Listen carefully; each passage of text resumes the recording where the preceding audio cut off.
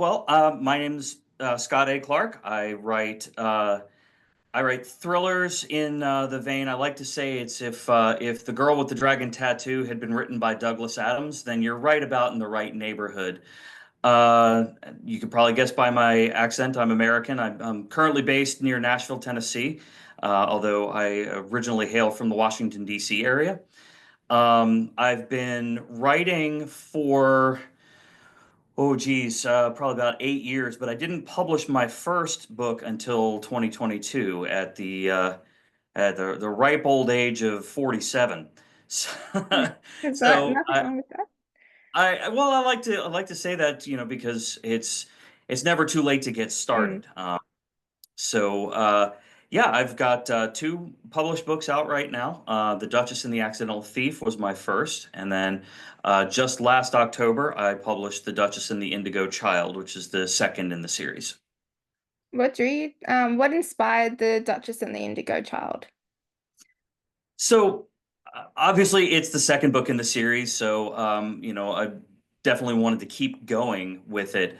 But this time, I wanted to take the characters in a little bit of a different direction. The eponymous Duchess was a little bit of a caricature in the first book, and I wanted to make her more whole, more human. I wanted to explore more with her because I found her such a fascinating character to write. But then I also have a child, almost 13-year-old. And so the new character that I introduced in The Duchess and the Indigo Child is a 15-year-old artist who gets in a little over her head. And so that was kind of the inspiration of where the second book came from. It's always interesting to see how characters get added and twists and turns that do you find with the other characters you've carried over from other books as well. I'm sorry? It's always interesting to see how the characters change and grow within the series as well when you add in new characters. Definitely, definitely. And I'm currently working on book three of the series, and there's definitely going to be some more growth. A few new characters, but some of the original characters may get bigger roles. So I'm excited to see where that's going to take me. That's really cool. What drew you to writing in the first place? Oddly, it wasn't something that I ever thought I wanted to do. I've always been a very vivid dreamer. Wake up and you know, um, silly things. I always thought they were just silly, like riding on a Lego train with the cast of Scooby Doo. Th those kinds of dreams. But this one particular dream just really captured me. It was tower heists and people running through office buildings and pubs in the middle of churches and things like that. And I was like, there's something to this. And so over a couple of years, I developed the idea and showed it to a friend. Like, this is pretty decent. Have you thought about publishing it? I'm like, well, I hadn't until now. So Thank you for the I suggestion. yeah, so I gave it a try and I found that I really, really enjoyed the process. Now I can't imagine. I've actually given up other hobbies because I enjoy writing so much. I want to make more time for it. I think it's always interesting to see how uh, the the path that you people go through to get to writing, and sometimes it's through reading a lot or just a piece of music that sticks with them as well. Yeah, and this one was just I joke about it because when I went to college, university, I failed English 101 twice. So like becoming a writer was never on my Mm. bingo card. It just proves that you can do it no matter what, Absolutely. random ways. How did you choose which character to center the story around, especially with it being a series? Yeah, that I mean, kind of goes back to what I said before, is that, I wanted to do more with the Duchess. If I'm gonna name the books after her, I wanted to see, what else she had to offer. Because she's a very tough character, all business, no nonsense, but there's got to be a human in there Mm. somewhere. So It was definitely this was her book, no question. The first book centered around uh, Martin, is kind of an everyman. It was in some ways a self-insert, but he was our way into the Duchess's world. Now I want to see more about her, and then giving her kind of not exactly a foil, but someone else that she has to think about and care about in the form of Veronica, the 15-year-old girl, um, really kind of triggered that humanity, and it really came together better than I could have hoped for. Did you have to do much character building and world building in terms of with the Duchess in and the 15-year-old girl? I mean, not so much world building. The whole series is set in contemporary London. Mm. But the one thing is the second book has taken us to a new location. A lot of it is set in Trieste, Italy. So that was a place I had to really learn about. I knew almost nothing about the place, but it sort of came together as the right place for this to be. Um, so being in a sort of a real world or an alternate reality setting, there's not a lot of world building you have Mm. to do. But because there is a paranormal twist to my thrillers, it's almost like building a magic system Yeah, in a fantasy book. So, what can they actually do? Is there any explanation as why, or we just kind of assume that it is? Those were the really fun things. I'm going to get a little bit more into that into book three. that's very good. I think that sort of diving into like the paranormal makes books either really interesting if it's done really well, so it's a really good twist to your thrillers. Do you do like a character sheet or anything to keep the consistency with your characters, or you just learn how you go across the books? Oh no, I absolutely keep an Excel spreadsheet with all sorts of information. I took inspiration from Dungeons and Dragons character sheets, but kind of made it my own. Added, some of their motivations, family relationships, birthplaces. Even down to with as an American writing about Brits is like, what does their accent sound like? Yeah. Because there are so many different accents in the UK. So. Um, and I was very fortunate with the Indigo Child to have worked with a British narrator who was very, very skilled at doing multiple regional accents, and she did a fantastic job. So yeah, definitely keep very detailed character information. It helps with the consistency, I guess, as well with so and you don't have to go back and read the book to find out what you've written in the past. Yeah, I have it in an Excel spreadsheet, and it's just there at a moment's notice. What was his birthday again? How old would he be in this scene? Those kinds of things. Makes it really helpful. What's your process with writing? Are you a plotter or are you sort of a pantser? Uh, I kind of sit in between. So I guess I would say I'm a planter. Um, I don't like to have a rigid outline of, this happens, then this happens, then this happens, and this happens. I prefer to kind of sketch out, the scene may look like this, or, these characters are going to be together in this location, with this on their minds. And then when I sit down, I kind of put myself in that mindset and then just start writing. The characters will start talking, and sometimes it takes me in really unusual or unexpected directions. But it's never really rigidly plotted at any point. I kind of go with this is where I would like it to end up, or this is the setup for the scene, and that's as far as I go. It would help with the creativity and sort of not being stifled and feel like you're locked into having to stick to the rigid plot points as Yeah, well. and I have attention deficit ADHD. So any like firmly laid plan, I would go off the rails almost immediately. Yeah. So it just saves me a little bit of time not doing that. And I find it works out in the end because I like to say they're telling the story, I'm just dictating it, You're on the long for the ride just with just them. like everybody else. Did you have a favorite moment to write in the book? There was one that stood out to me. It's toward the end of the book, and it was actually something that I went back and added. That I like to put these little maybe 1 to 2 page interludes in between, big heavy scenes.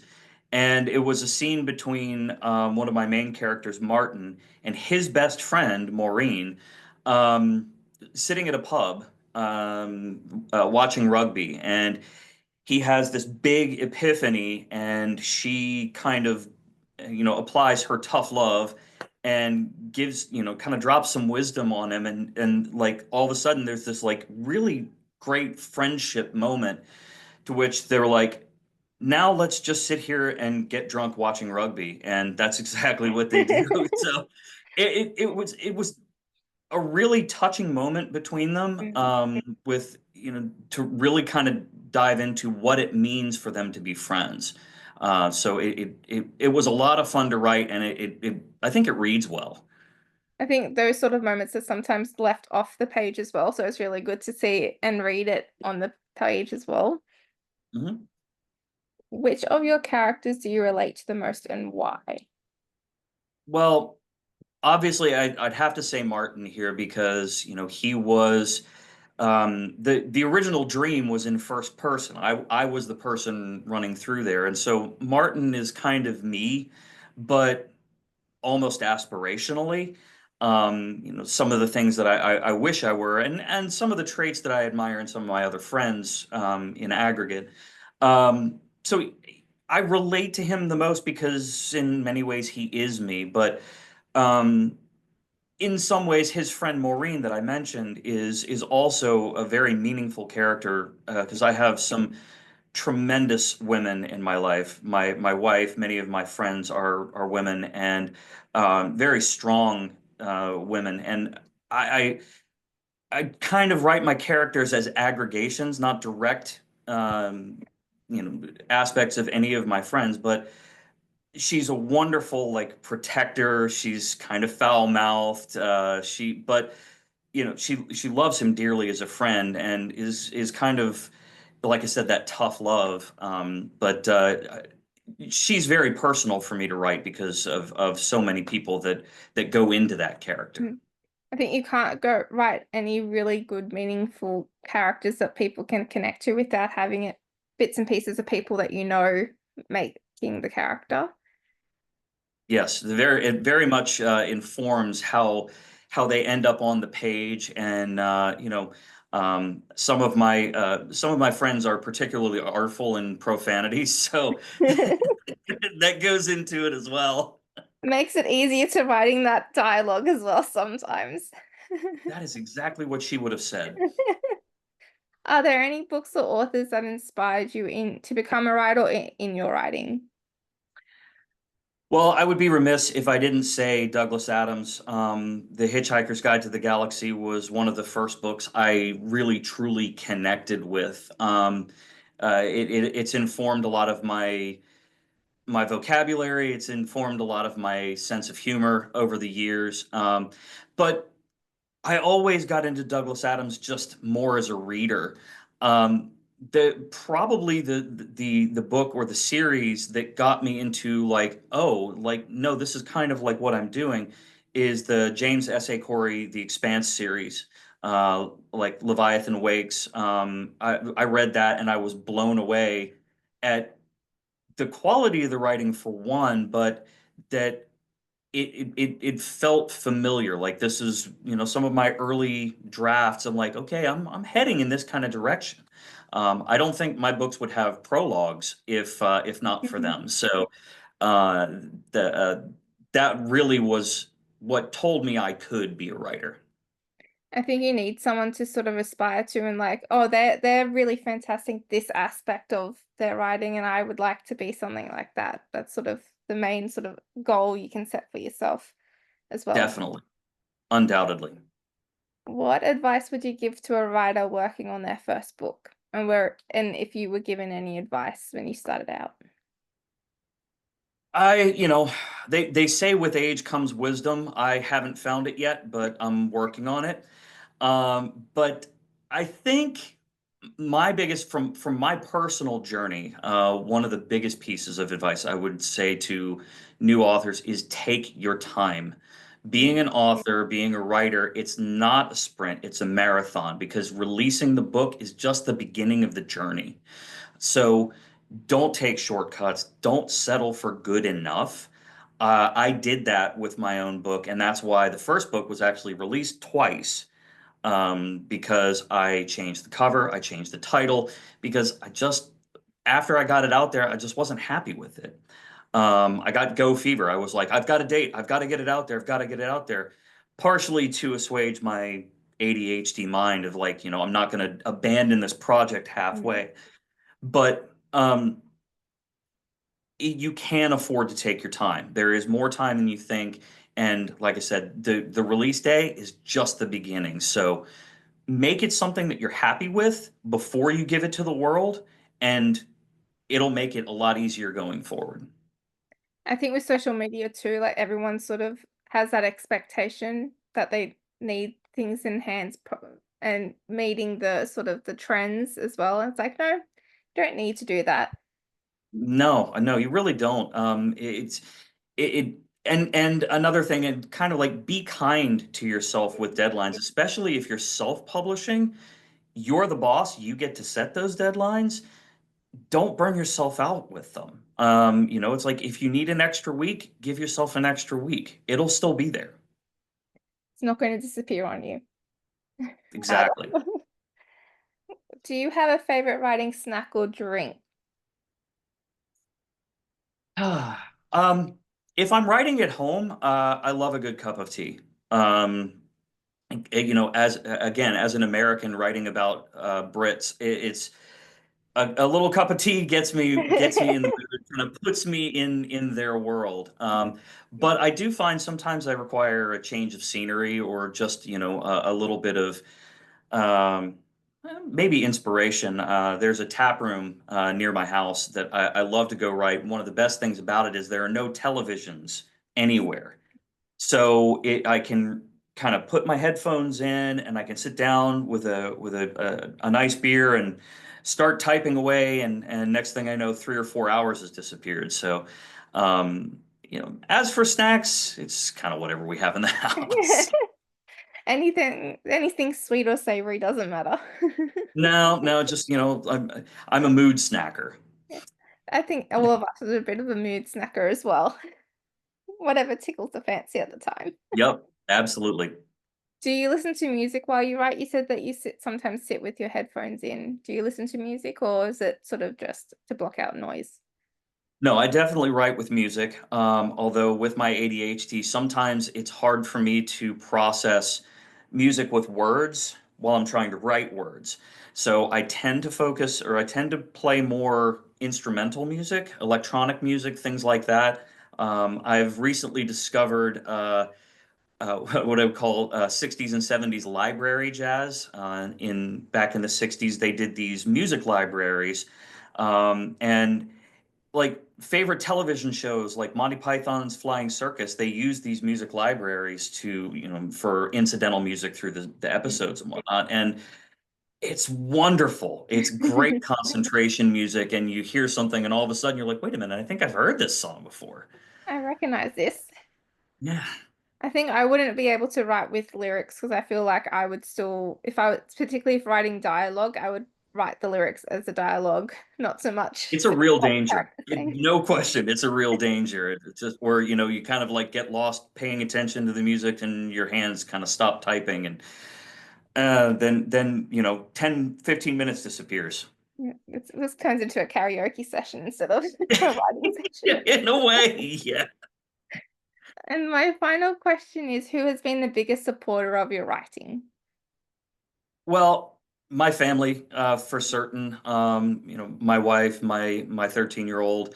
My mom and dad are huge cheerleaders. Every time I've released a book, my mom sends me a check. She's like, "Send me 12 of them. I'm just going to give them away to anybody who wants to hear about it." Um, but I feel like those are the easy answers. One of the, I think, where I've gotten a lot of support and encouragement is I've been working with a group called the Pop-Up Bookshop, and um, we do GalaxyCon conventions all across the U.S. Where we set up a booth, and a whole bunch of authors get together and we sell each other's books and we have a great time doing it. But it's also we're constantly bouncing ideas off each other and we're buying each other's books and promoting everything. But it's really become this wonderful community. And I'm so thrilled to have gotten connected to them. Many of them have become very good friends, and they've been tremendously supportive of my journey. So, You definitely need sort of your author pals to sort of cheer you and actually boost you up and be able to bounce yes, ideas off each other as well. yeah. In fact, I got book mail today from another author that I was at an event with. So, make friends with your local author because I think most of us want to see each other win, and get our names out there and stuff. So, it's so much fun.